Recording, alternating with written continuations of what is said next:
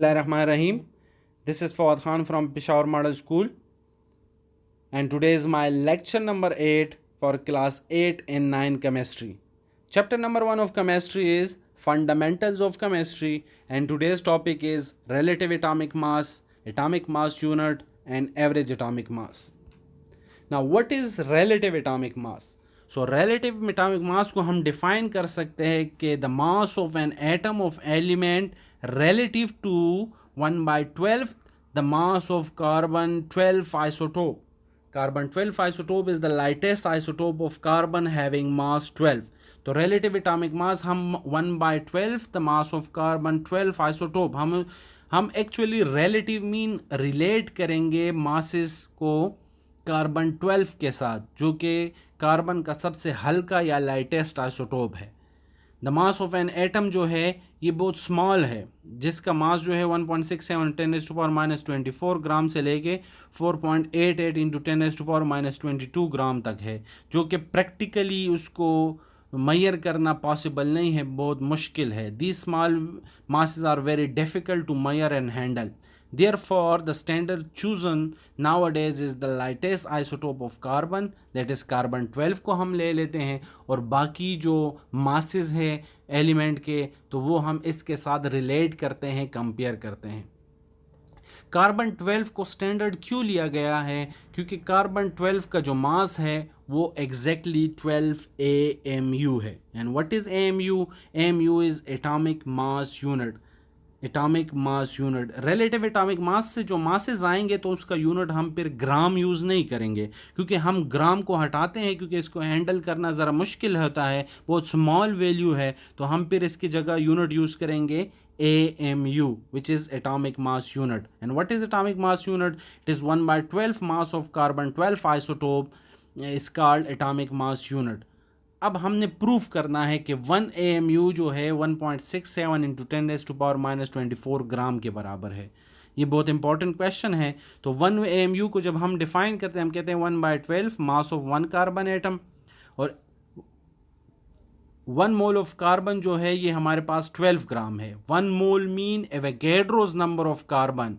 Avogadro's number, 1 mole का मतलब एक कार्बन का मास 12 ग्राम नहीं है, बल्कि 6.023 इंटू 10⁻23 कार्बन का मास 12 ग्राम है. तो एक का कितना होगा? तो ये 12 डिवाइडेड बाय 6.023 इंटू 10⁻23.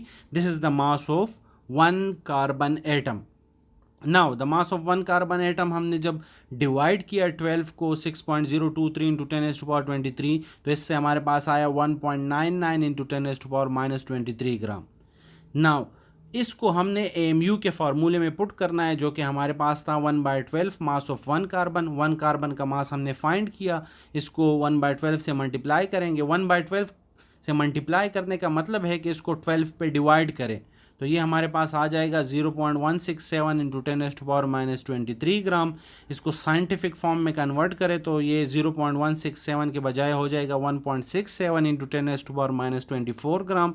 अब इसको अगर हम किलोग्राम में कन्वर्ट करना चाहें तो इसको 1000 पे सिंपली डिवाइड करें, तो हमारे पास आ जाएगा 1.67 इंटू 10⁻⁻27 kg.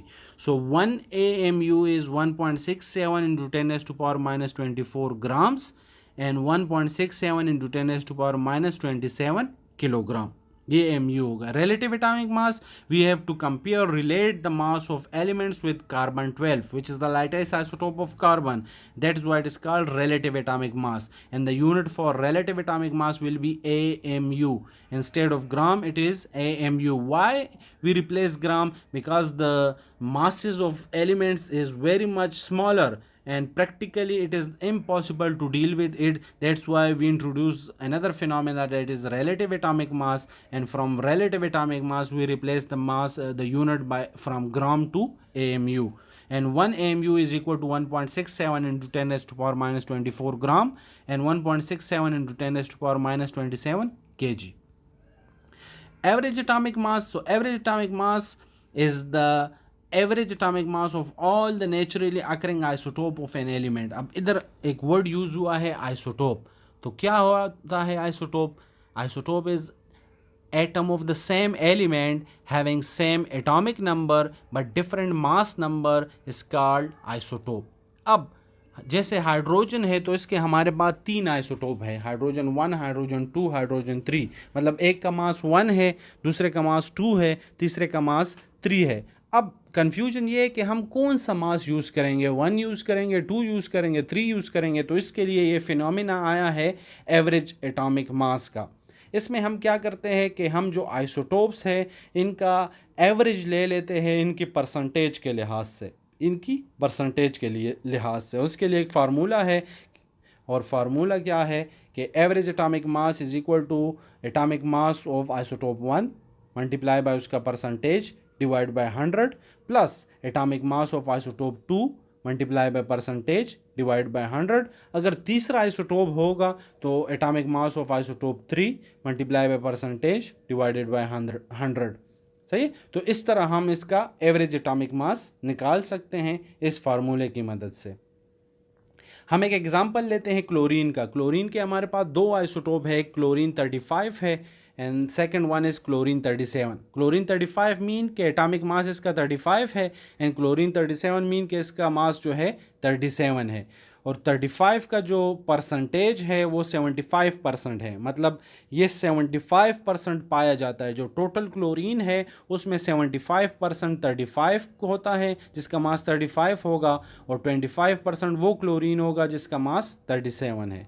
अभी हमने फार्मूला यूज़ करना है, average atomic mass is equal to atomic mass of chlorine 35 multiply by उसका percentage divide by 100 plus atomic mass of chlorine 37 multiply by percentage divide by 100। इधर हमारे पास आइसोटोप 2 है तो इसलिए हमने 2 यूज़ किए हैं, एक क्लोरीन 35 के लिए, एक 37 के लिए। अगर 3 होगा तो आप एक और भी प्लस करके एक और भी यूज़ कर सकते हैं।